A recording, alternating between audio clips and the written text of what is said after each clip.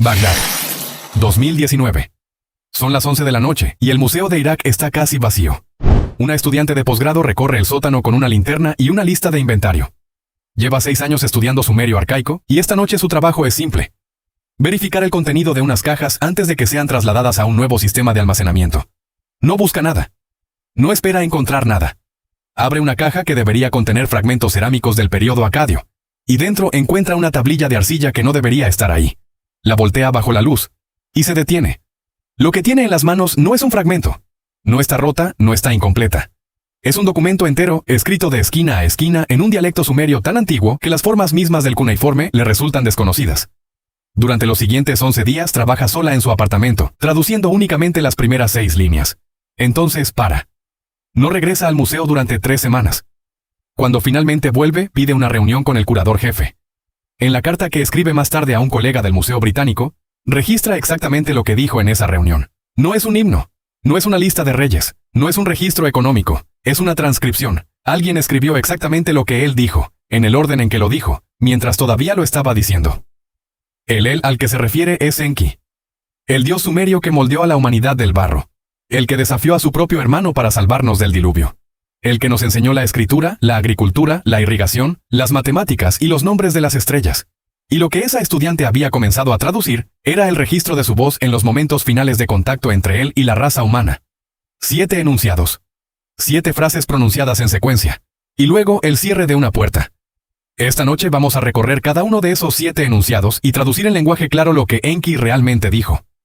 ¿Qué puerta selló? ¿Qué estaba protegiendo? ¿Y por qué 3 astrónomos independientes ahora creen que esa puerta ha comenzado a abrirse de nuevo en nuestra época? Antes de llegar al primer enunciado hay una historia que contar. Porque esta tablilla no apareció de la nada en 2019. Tiene una historia propia, y esa historia es tan extraña como lo que está escrito en ella. Todo empieza en 1968, en el sur de Irak, cerca de las ruinas de la antigua ciudad de Eridu. Eridu es el lugar donde, según las listas de reyes sumerias, la realeza descendió del cielo por primera vez. Es la ciudad más antigua del mundo conocida por los arqueólogos, posiblemente la primera ciudad que existió. Y en 1968, un equipo de excavación llegó ahí con poco dinero, menos tiempo, y la misión de recuperar lo que pudieran antes de que la zona fuera afectada por construcciones nuevas. Era lo que los arqueólogos llaman una operación de rescate. No buscas, solo salvas. El equipo trabajó rápido. De una sola cámara ubicada bajo la plataforma de lo que había sido un templo, recuperaron 43 objetos. Los registraron en notas de campo que describían el espacio como ceremonial. 41 de los objetos eran ordinarios. Fragmentos de cerámica, cuencos rotos, un pasador de cobre. 2 no lo eran. Uno era un disco de piedra tallado con marcas que nunca han sido publicadas. El otro era la tablilla. Ambos fueron transferidos a Bagdad.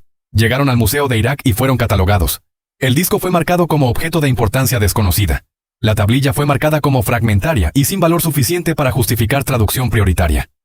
Ese error de clasificación fue lo que la salvó.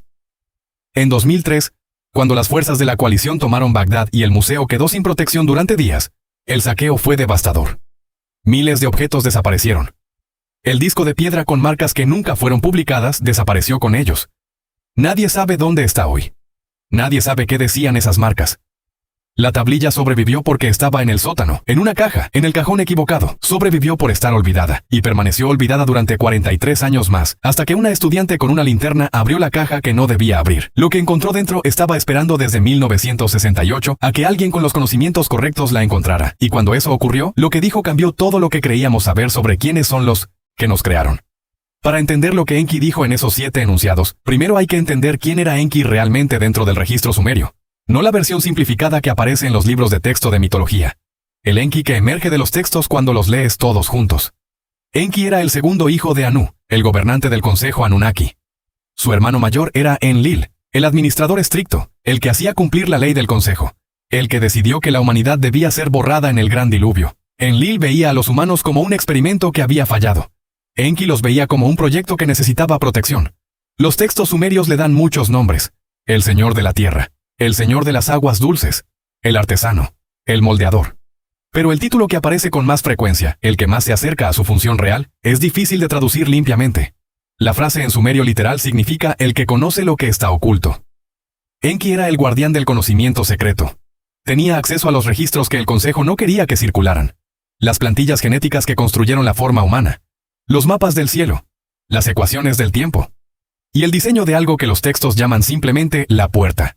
La mayor parte de quienes leen los textos sumerios tradicionales pasan sobre la puerta sin detenerse, porque en las traducciones convencionales aparece descrita como una puerta física en su ciudad de Eridu, una entrada arquitectónica. Pero la nueva traducción, la que surge de la tablilla de 1976, deja claro que la puerta era algo completamente distinto. Era un pasaje entre este mundo y lo que los sumerios llamaban las aguas superiores. Era el mecanismo que los Anunnaki usaban para llegar a la Tierra y para salir de ella. Y en su último enunciado, antes de cerrarlo, Enki revela algo que 19 traductores han coincidido en leer de la misma manera. Dice que lo selló desde adentro. Eso es lo que hace a este texto diferente de cualquier otro en el registro sumerio. No es una historia sobre un dios que actúa sobre los humanos. Es el registro de alguien que tomó una decisión definitiva, pagó el precio, y antes de irse dejó 7 mensajes para que supiéramos exactamente qué hizo y por qué. El primero de esos mensajes destruye desde la primera oración todo lo que creíamos saber sobre quiénes eran los Anunnaki. La traducción literal del primer enunciado dice: no somos quienes les dijeron que éramos. En sumerio arcaico, el pronombre utilizado es la forma colectiva.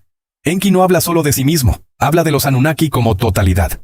Y lo que dice es que la imagen completa que los humanos habían recibido para entender a los Anunnaki era una construcción. No era una mentira en el sentido simple. Era una imagen útil, una forma que los humanos podían sostener en sus mentes, una historia que permitía la cooperación entre el Consejo Anunnaki y las primeras ciudades humanas. Pero no era lo que los Anunnaki realmente eran. La línea siguiente, en la nueva traducción, no deja margen de interpretación. Enki dice que los Anunnaki no son los originadores. No son los creadores del universo. No son dioses en el sentido que los humanos terminaron usando esa palabra. Son, en su frase exacta, los herederos de lo que ya estaba aquí. Alguien más construyó las estructuras que los Anunnaki utilizaban. Las puertas. La tecnología. Las plantillas para la vida biológica en la Tierra. Cuando los Anunnaki llegaron, todo eso ya estaba en funcionamiento. Aprendieron a operarlo. Se convirtieron en los administradores de un sistema que no habían diseñado. En el primer enunciado, Enki hace referencia a los constructores originales una sola vez. Los llama los que comenzaron. No los nombra. No los describe. La tablilla no contiene ninguna información adicional sobre quiénes o qué eran, solo esa frase pronunciada una vez, y luego Enki sigue adelante como si no hubiera más que decir sobre ellos. Lo que el primer enunciado establece es la corrección básica. Los Anunnaki no están en la cima de la jerarquía. Hay algo por encima de ellos, y sea lo que sea, ha estado en silencio, ausente u oculto durante un tiempo muy largo. El segundo enunciado baja de la teología a la biología, y lo que dice es más perturbador que cualquier cosa sobre jerarquías cósmicas. Ustedes no fueron los primeros. La palabra sumeria traducida como primeros es específica. No. Significa primero en el tiempo, significa primero en la secuencia. Y lo que Enki especifica en el segundo enunciado es cuántas versiones hubo antes de nosotros. 7. 7 iteraciones anteriores de la forma humana. Cada una fue un diseño completo. Cada una fue ejecutada sobre la Tierra. Cada una falló de una manera específica que Enki describe brevemente. La primera iteración no podía reproducirse. La segunda podía reproducirse. Pero las crías no eran viables más allá de la tercera generación. La tercera era viable pero producía individuos tan agresivos entre sí que la población colapsaba en unos pocos siglos. La cuarta era pacífica, pero carecía de la capacidad cognitiva para operar la tecnología que los Anunnaki intentaban transferir. La quinta tenía la cognición pero no podía coordinarse a escala. La sexta podía coordinarse, pero se volvía colectivamente autodestructiva de maneras que los Anunnaki no lograban entender ni corregir.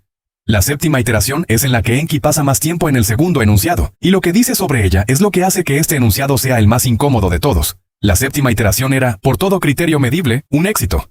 Se reproducía, se coordinaba, construía, operaba la tecnología, era pacífica, cognitivamente capaz, socialmente estable y biológicamente robusta. Era exactamente lo que el proyecto buscaba desde el principio. La séptima iteración fue retirada de todas formas. Enki no dice por qué. El segundo enunciado se cierra en una sola línea. La octava es lo que queda. Somos nosotros. Somos la octava iteración. Y según el segundo enunciado, no somos una mejora sobre la séptima. Somos la versión que vino después de la versión que funcionaba. Y esa distinción que parece pequeña cuando se lee por primera vez, se vuelve más pesada cuanto más tiempo se piensa en ella. Especialmente cuando el tercer enunciado revela lo que realmente fue el diluvio. La traducción literal del tercer enunciado es: el gran agua no fue un castigo, fue mantenimiento.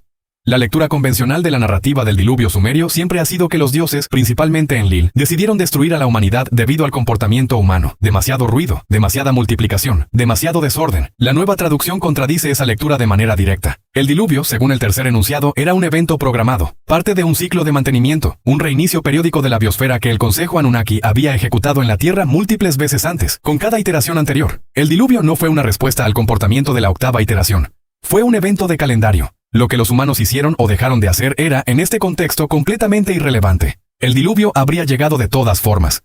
Lo que fue inusual no fue el diluvio, fue la respuesta de Enki. El tercer enunciado contiene una frase que la traductora identificó como el pivote de toda la tablilla. En sumerio, la frase dice: Me instruyeron a permitirlo. En cambio, instruí a Ziusudra. Ziusudra es el nombre sumerio del personaje que la Biblia hebrea recordaría después como Noé. Y lo que el tercer enunciado confirma de manera explícita y sin ambigüedad es que el diluvio estaba diseñado para terminar con la octava iteración. Enki la salvó avisando a una familia humana. Y ese aviso fue una violación directa de la orden vigente del Consejo. Según Enki, fue la primera vez que actuó en contra del Consejo Anunnaki de manera significativa. Y el tercer enunciado termina con una frase que no dice mucho en apariencia, pero que vuelve a golpear cuando se lee lo que viene después. Dice que ese acto puso en movimiento todo lo que siguió. El cuarto enunciado es donde la tablilla cambia de tono completamente. Hay algo diferente en el cuarto enunciado desde el primer momento. Es el único de los 7 en el que Enki habla en primera persona, sin referirse al Consejo, sin referirse a los humanos en general, sin referirse a ninguna parte externa. Habla solo de sí mismo. La traducción literal dice: rompí la ley del Consejo para salvarte, y no se me permitirá regresar.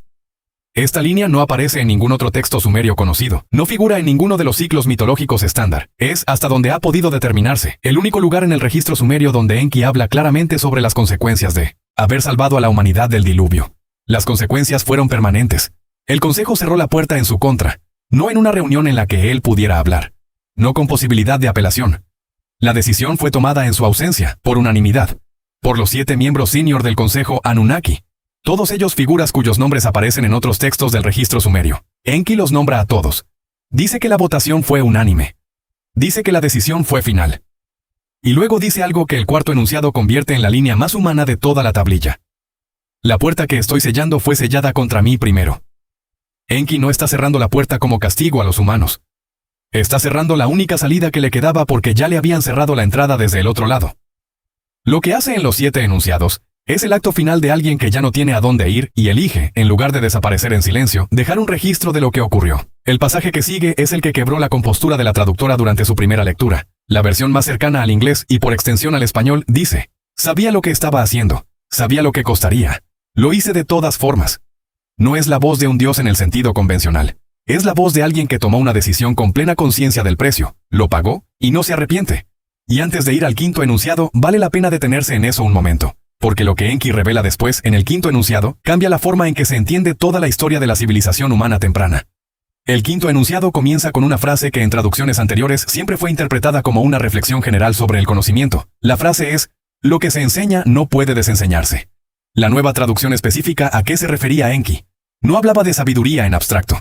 Hablaba de cuerpos concretos de conocimiento que él, personalmente, transmitió a los humanos durante el tiempo que vivió en Eridu. Y los enumera en el orden en que los entregó. Primero, el cultivo del grano, la selección del trigo a partir de hierbas silvestres, el calendario de siembra, el método de irrigación. Lo transmitió a un grupo de sacerdotes en el sur de Mesopotamia, y ellos lo pasaron adelante sin saber jamás de dónde había venido. Segundo, el trabajo del metal, cobre, luego bronce, luego hierro, en ese orden. No como descubrimientos aleatorios, sino como pasos en una secuencia que Enki ya conocía completamente antes de enseñarla. Tercero, la construcción de ciudades, el diseño de calles, la gestión del agua, el almacenamiento de grano entre estaciones, el sistema de escritura necesario para registrar la propiedad. Cuarto, la observación del cielo, los ciclos de la luna, la posición de los planetas, la precesión de las constelaciones a lo largo del gran año.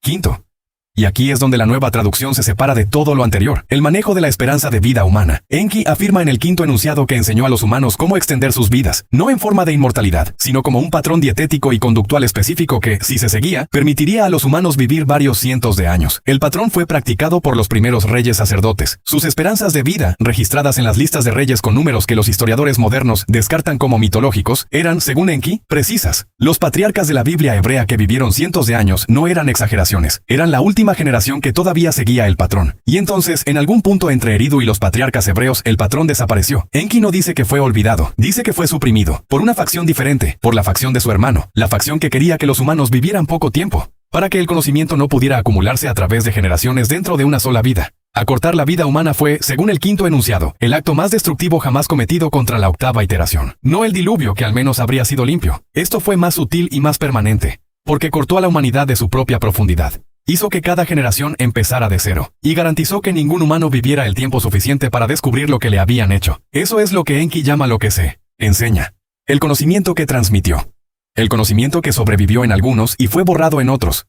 Y lo que está diciendo en esa frase de apertura del quinto enunciado es que aunque el patrón fue suprimido, el conocimiento de que existió no puede eliminarse por completo. Está en los textos, está en los números de los reyes, está en esta tablilla. Y después del quinto enunciado viene el sexto, en el que Enki describe por primera vez con exactitud qué había al otro lado de la puerta que estaba a punto de sellar. La puerta había sido mencionada desde el comienzo del texto. Pero el sexto enunciado es el único lugar donde Enki la describe directamente, sin metáfora, sin contexto ceremonial. Dice que la puerta no es una puerta física en el sentido que los humanos usan esa palabra.